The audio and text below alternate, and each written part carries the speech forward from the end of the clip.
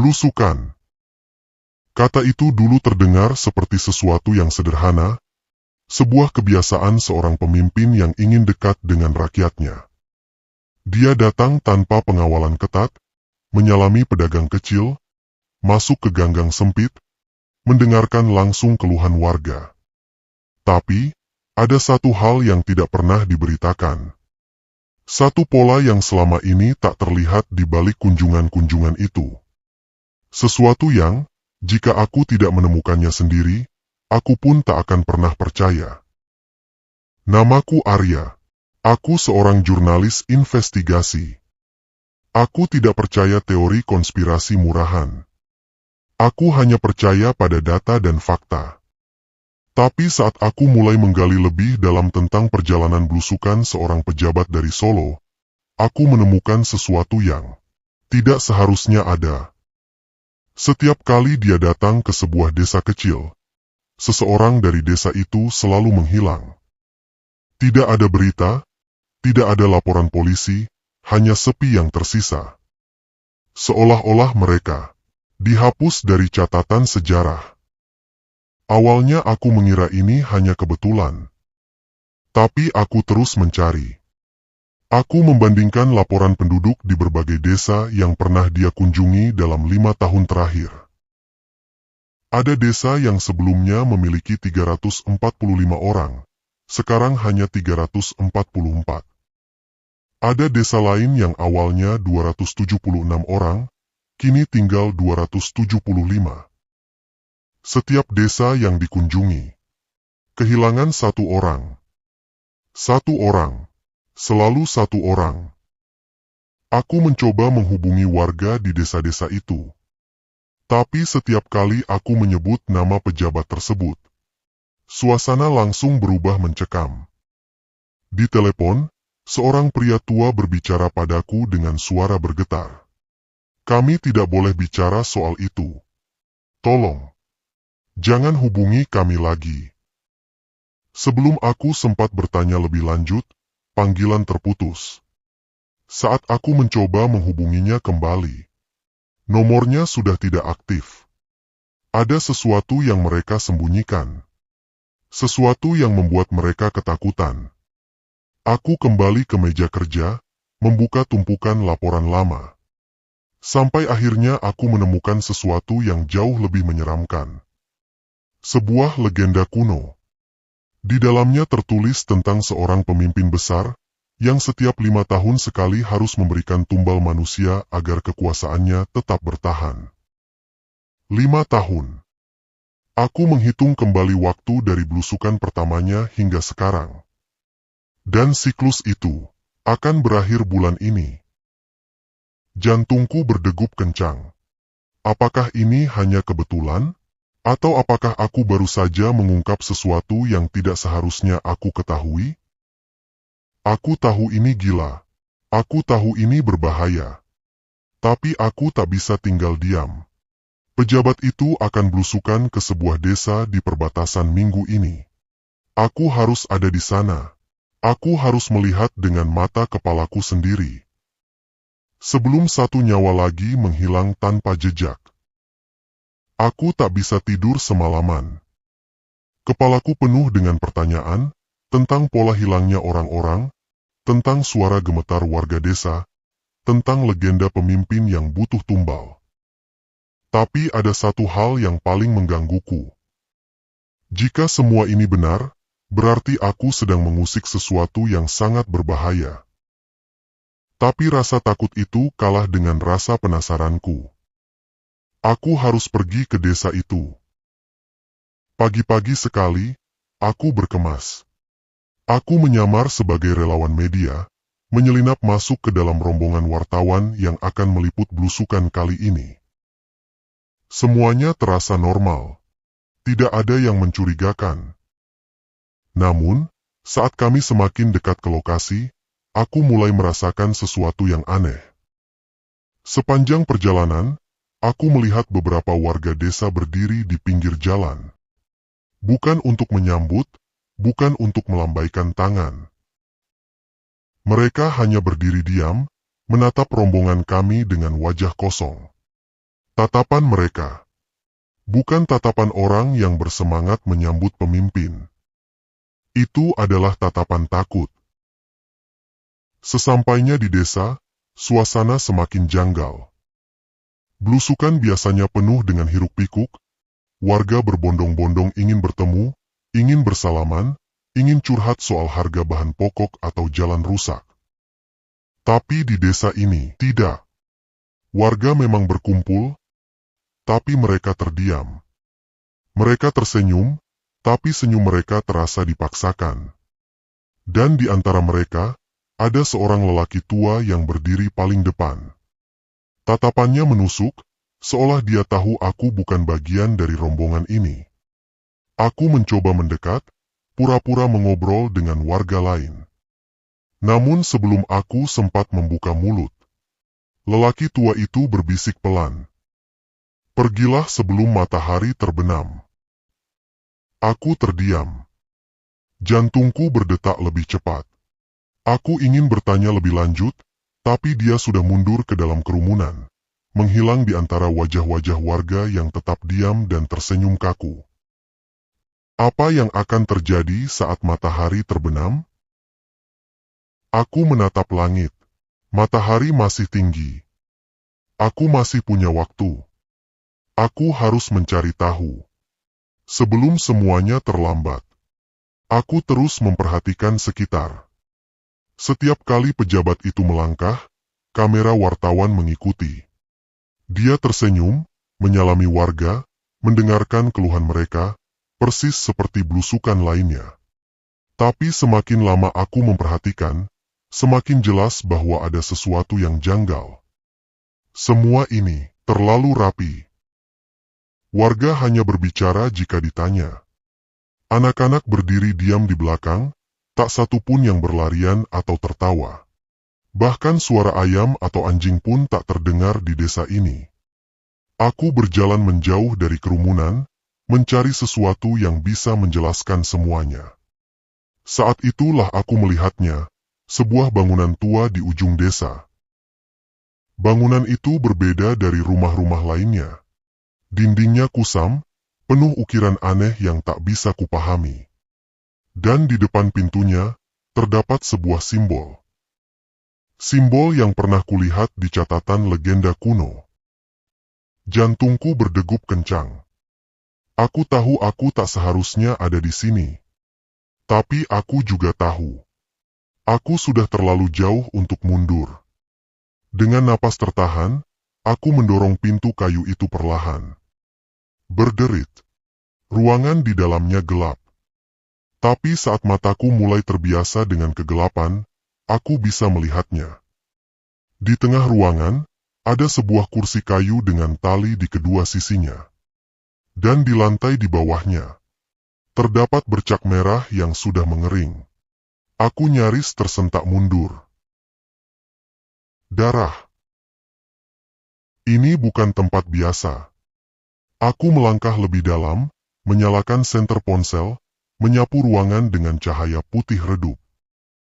Di salah satu dinding, terdapat deretan foto lama. Aku mendekat. Foto-foto itu menunjukkan orang-orang yang berbeda. Wajah-wajah mereka terlihat samar, seperti foto yang sudah usang oleh waktu. Dan di bawah setiap foto, ada sebuah angka yang tertulis dengan tinta hitam. Angka-angka itu adalah tahun 2014, 2015, 2016. 5 tahun sekali. Sama seperti siklus belusukan. Sama seperti legenda kuno. Aku mulai merasakan keringat dingin di tengkukku. Aku harus keluar dari sini sebelum seseorang menemukan aku. Tapi tepat saat aku berbalik, suara langkah kaki terdengar di luar. Aku menahan napas. Seseorang ada di sana. Seseorang tahu aku ada di dalam. Aku mencari tempat bersembunyi. Tapi ruangan ini kecil, tak ada lemari, tak ada meja besar. Pilihan satu-satunya adalah berjongkok di sudut paling gelap dan berharap aku tidak terlihat. Pintu mulai terbuka perlahan. Bayangan seseorang masuk ke dalam ruangan. Aku bisa melihat siluetnya. Tinggi, bahunya lebar. Aku menggenggam ponselku erat-erat, bersiap untuk apapun yang terjadi. Siluet itu berdiri diam di ambang pintu, seolah sedang mengamati ruangan. Hening. 1 detik, 2 detik, 3 detik. Lalu, dengan suara dalam yang pelan dan dingin, dia berbicara. Sudah kubilang. Jangan berada di sini setelah matahari terbenam. Aku tak berani bergerak. Siluet itu berdiri di ambang pintu, tubuhnya hampir sepenuhnya menutupi cahaya dari luar.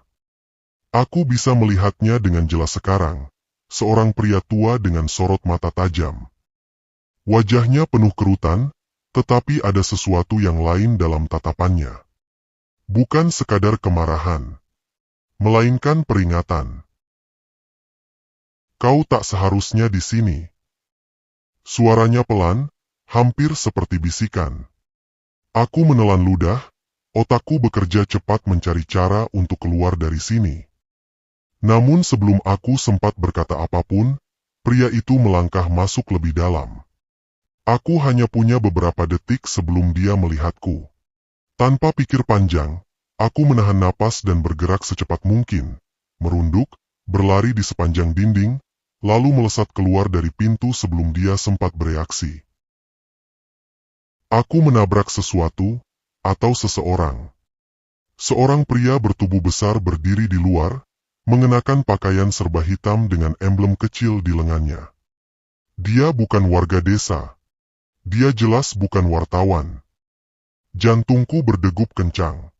Pria itu menatapku, lalu mengangkat tangannya ke telinga, mencoba berkomunikasi dengan seseorang lewat alat komunikasi kecil yang terselip di sana. Aku tak punya pilihan. Aku langsung berbalik dan berlari sekencang mungkin. Jalanan desa gelap. Hanya ada lampu-lampu minyak yang menggantung di depan rumah-rumah. Aku mendengar suara langkah kaki mengejarku dari belakang, lebih dari 1 orang. Mereka tahu aku telah melihat sesuatu yang seharusnya tidak kulihat. Aku mengambil jalan kecil di samping rumah, berusaha menghilang di antara bayangan.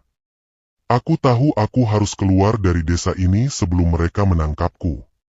Tapi saat aku berbelok ke jalan utama, aku berhenti mendadak. Di depan sana, tepat di tengah jalan, berdiri sekelompok orang berpakaian hitam. Mereka tidak bergerak. Mereka hanya berdiri diam, menghadap ke arahku. Dan di tengah mereka, sosok pejabat itu berdiri, tersenyum tipis. Seakan dia sudah menungguku sejak awal. Jadi, kau ingin tahu kebenarannya? Suaranya lembut. Terlalu lembut untuk situasi seperti ini. Aku menelan ludah. Aku tahu ini bukan sekadar blusukan biasa. Aku tahu ada sesuatu yang lebih besar terjadi di sini. Tapi aku tak pernah menyangka bahwa aku akan berada di tengah-tengahnya. Aku melangkah mundur. Aku harus keluar dari sini. Sebelum semuanya terlambat. Udara terasa lebih dingin. Aku berdiri diam, terjebak di antara 2 pilihan, melawan atau melarikan diri. Di depanku, pejabat itu tetap tersenyum. Senyum yang seharusnya ramah, seharusnya menenangkan. Tapi malam ini, senyum itu terasa menyeramkan. Dia melangkah maju. Sepertinya kau sudah melihat terlalu banyak, katanya. Suaranya tetap tenang.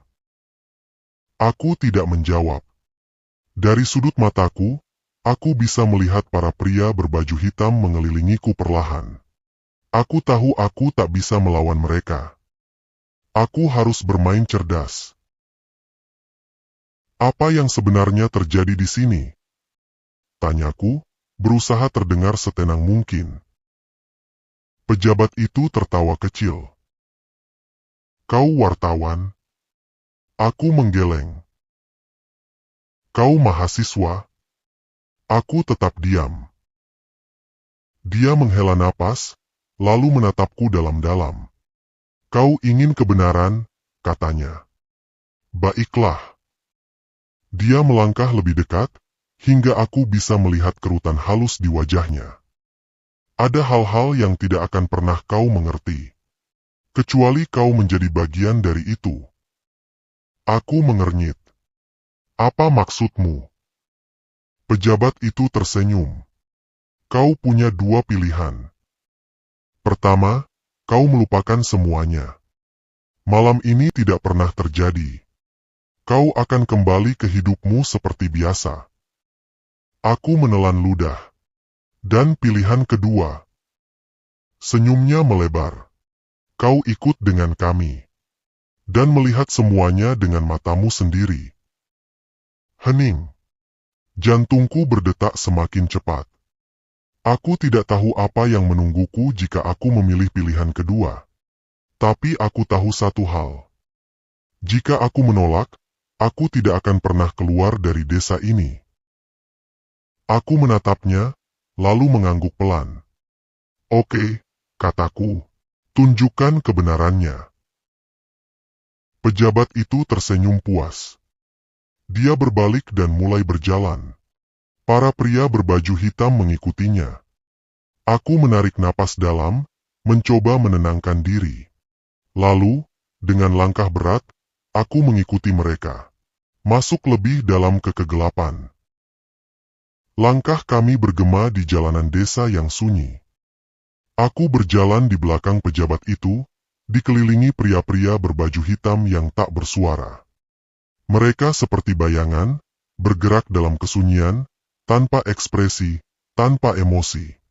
Udara semakin dingin. Kami berjalan melewati rumah-rumah warga yang gelap. Tidak ada satupun cahaya di jendela. Seakan seluruh desa ini telah tertidur. Atau sengaja berpura-pura tidak melihat apa yang sedang terjadi. Setelah beberapa menit, kami tiba di sebuah bangunan tua di ujung desa. Bangunan itu lebih besar dari rumah lainnya, dengan dinding kayu yang mulai lapuk. Tak ada tanda-tanda kehidupan di sana. Pejabat itu berhenti di depan pintu besar yang terbuat dari kayu tebal. Dia menoleh padaku, senyumnya masih ada, tetapi kini matanya tampak lebih tajam. Apapun yang kau lihat di dalam, jangan bicara. Katanya pelan, jangan bertanya, jangan menolak. Aku menelan ludah, tetapi mengangguk. Tanpa berkata apa-apa lagi, dia mendorong pintu itu perlahan. Berderit. Dan di baliknya, aku melihat sesuatu yang tak akan pernah bisa kulupakan. Ruangan itu besar. Dindingnya dipenuhi ukiran aneh yang tampak seperti aksara kuno. Di tengah ruangan, ada sebuah altar batu dengan kain merah tua yang menjuntai ke lantai. Tapi yang membuat darahku membeku adalah orang-orang yang berdiri di sekeliling altar. Mereka semua mengenakan jubah hitam panjang, wajah mereka tertutup kain merah. Mereka tidak bergerak, hanya berdiri diam, seperti patung yang bernyawa. Dan di tengah altar, ada seseorang yang duduk di kursi kayu, dengan tangan dan kakinya diikat tali. Dia tampak lemah, kepalanya tertunduk, tubuhnya gemetar. Aku mencoba melihat wajahnya, tetapi cahaya di ruangan ini redup. Saat itu, pejabat itu berbisik di telingaku. Inilah harga untuk sebuah kekuasaan. Aku merasakan bulu kuduku berdiri. Aku ingin berbalik dan lari. Tapi aku tahu aku sudah terlalu jauh.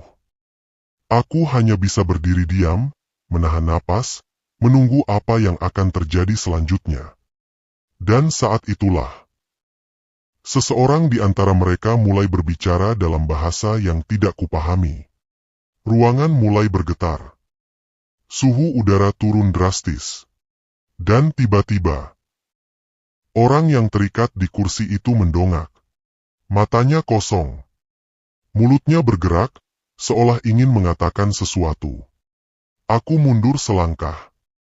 Aku bisa merasakan sesuatu yang sangat salah sedang terjadi. Dan saat itulah, dengan suara serak dan bergetar, orang itu berbisik. Tolong, kabur dari sini, sebelum terlambat. Aku menelan ludah. Mataku terkunci pada sosok yang terikat di kursi. Dia gemetar, wajahnya pucat pasi, dan bibirnya bergerak tanpa suara. Tolong, kabur dari sini, sebelum terlambat. Jantungku berdebar kencang. Aku ingin bergerak, ingin melangkah mundur, tetapi tubuhku terasa kaku. Di sekeliling altar, orang-orang berjubah hitam mulai bergerak perlahan, membentuk lingkaran yang semakin rapat. Lalu, seseorang di antara mereka mulai berbicara. Suaranya dalam, berat, seperti berasal dari tempat yang jauh. Kita semua berkumpul di sini untuk menyaksikan peralihan kekuasaan. Aku menoleh ke pejabat itu. Dia berdiri tenang di sampingku, masih dengan senyum khasnya. Tapi kali ini, ada sesuatu yang berbeda di matanya. Bukan lagi keramahan, melainkan ambisi. Pria berjubah hitam itu melanjutkan, hanya mereka yang berani membayar harga, yang layak memegang kendali. Dia melangkah ke arah orang yang terikat di kursi, mengangkat sesuatu dari meja kecil di sebelah altar. Sebuah belati. Aku membelalakan mata. Tidak. Aku mundur selangkah. Apa? Apa yang kalian lakukan? Suaraku bergetar. Pejabat itu akhirnya menoleh padaku. Ini syaratnya, katanya pelan. Setiap pemimpin besar harus membuktikan keberaniannya. Dia menatapku tajam. Kau sudah memilih untuk melihat kebenaran. Sekarang, kau harus menerima kenyataan. Aku menggeleng cepat. Ini gila. Aku menoleh ke orang yang terikat itu. Matanya kini terbuka lebar, penuh ketakutan. Dia mencoba berontak, tetapi talinya terlalu kuat. Arya. Dia berbisik. Aku terhuyung mundur. Dia tahu namaku. Aku menatapnya lebih lama. Dan sesuatu dalam diriku seakan jatuh. Wajah itu. Aku mengenalnya. Beberapa bulan lalu, aku membaca beritanya. Seorang mantan pejabat yang menghilang secara misterius setelah mengungkap skandal besar di pemerintahan. Dia mengirim beberapa dokumen rahasia ke wartawan, lalu tiba-tiba menghilang tanpa jejak. Dan sekarang, dia ada di sini.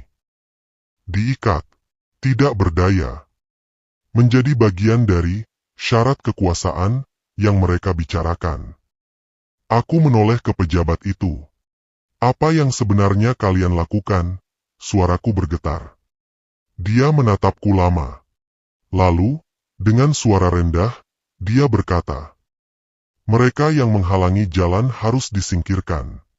Begitulah cara dunia bekerja. Aku merasakan darahku mendidih. Semua ini salah. Aku harus melakukan sesuatu. Tapi sebelum aku bisa berpikir lebih jauh, pria berjubah hitam itu mengangkat belatinya lebih tinggi. Dan pejabat itu menoleh ke arahku. Arya, katanya pelan. Dia meraih sesuatu dari dalam sakunya, lalu mengulurkan tangannya ke arahku. Saat aku melihat apa yang ada di tangannya, tubuhku langsung membeku. Belati lain. Untukku. Jika kau ingin selamat, kau tahu apa yang harus kau lakukan. Aku terpaku menatap belati di tanganku. Dingin. Berat. Seakan bukan hanya besi, melainkan beban dari sesuatu yang jauh lebih besar. Di depanku, pria yang terikat mulai menangis. Arya. Jangan lakukan ini. Suaranya gemetar. Tanganku bergetar. Aku bisa mendengar detak jantungku sendiri, terlalu cepat, terlalu keras. Aku ingin menjatuhkan belati ini. Ingin berlari. Tapi di sekelilingku, lingkaran orang-orang berjubah hitam semakin rapat. Mereka berdengung dalam bahasa yang asing, Suara mereka bergetar seperti datang dari dalam tanah. Aku menoleh ke pejabat itu. Dia masih tersenyum. Dunia ini tidak bisa diubah dengan kebenaran, katanya pelan. Hanya mereka yang berani mengambil tindakan yang bisa bertahan. Dia mendekat, berbisik di telingaku. Jika kau tidak melakukannya, kau yang akan jadi gantinya. Aku membeku. Orang yang terikat itu menatapku dengan mata yang dipenuhi air mata. Rasa takut, putus asa, harapan terakhir. Lalu, suara gemuruh terdengar dari bawah tanah. Desa bergetar. Lingkaran jubah hitam mulai melantunkan mantra lebih cepat. Api unggun di altar menyala lebih besar, berubah menjadi merah darah. Dan aku sadar, aku tidak punya pilihan lain. Aku menutup mataku dan menghunuskan belati itu. Darah mengalir. Tubuh di depanku kejang-kejang. Tangannya mencengkram pergelangan bajuku. Sebelum akhirnya melemas. Aku tidak bisa bernapas. Aku ingin menjerit. Tapi sebelum aku bisa melakukannya, hal yang mustahil terjadi. Orang tadi tiba-tiba bangkit kembali. Tetapi aku tahu pasti bahwa itu bukanlah orang tadi, melainkan iblis yang dimaksud oleh sang pejabat. Wajahnya berubah menjadi menyeramkan dan membesar serta tumbuh tanduk di atas kepalanya. Tanduk panjangnya melengkung ke belakang, seperti perpaduan antara banteng dan iblis dari neraka. Matanya kosong, hitam, tapi bercahaya dengan api di dalamnya. Dari tubuhnya, asap hitam keluar, membawa bisikan-bisikan yang tidak bisa kupahami. Pejabat itu melangkah maju. Dia berlutut. Dan dengan suara penuh kemenangan, dia berkata, "Aku sudah membayar harganya." Tangan iblis itu terangkat, jari-jari panjangnya seperti cakar tajam. Sebuah simbol menyala di dada pejabat itu, warna emas berkilau, seperti ukiran kuno. Dan dalam sekejap, dia berubah. Kulitnya menegang, rambut putihnya kembali menghitam. Wajahnya tidak lagi keriput, ia tampak lebih muda. Dia tersenyum. Seperti saat pertama kali aku melihatnya di layar TV. Aku kembali. Dia menatap ke langit. Aku akan memimpin lebih lama lagi. Di sekelilingku, orang-orang berjubah hitam berlutut, menyembahnya. Aku berdiri di tengah ritual yang telah selesai. Tanganku masih berlumuran darah. Aku baru saja melakukan sesuatu yang tidak bisa kuhapus. Aku sudah terperangkap. Dan aku sadar. Aku tidak akan pernah keluar dari tempat ini. Beberapa waktu kemudian, baliho-baliho besar bertebaran di sudut kota, memajang senyum seorang pria yang sudah seharusnya lengser dari jabatannya. Rakyat menyambutnya dengan sorak-sorai, seakan lupa bahwa aturan hukum seharusnya membatasi kekuasaan hanya selama 10 tahun. Tapi di negeri ini, hukum hanyalah formalitas. Ia kembali. Ia tidak seharusnya bisa kembali. Aku melihatnya dari layar televisi kecil di sudut kamar kosku. Matanya masih sama, penuh percaya diri, penuh keyakinan bahwa dirinya adalah satu-satunya yang pantas memimpin. Hanya aku yang tahu harga sebenarnya dari kembalinya dia. Tanganku masih gemetar mengingat malam itu. Belati di tanganku. Teriakan pria yang terikat di kursi. Aku tak punya pilihan. Jika aku menolak, akulah yang akan menjadi korban selanjutnya. Aku ingin menulis tentang ini. Aku ingin membongkar semuanya. Tapi aku tahu. Tak akan ada yang percaya. Dan sekalipun ada yang percaya, mereka akan berakhir seperti yang lain, hilang tanpa jejak. Aku menutup laptopku, menatap layar hitam yang hanya memantulkan wajahku sendiri. Sejak malam itu, aku tak pernah bisa tidur dengan nyenyak. Kekuasaan selalu memiliki harga. Aku hanya tidak menyangka bahwa akulah yang harus membayarnya.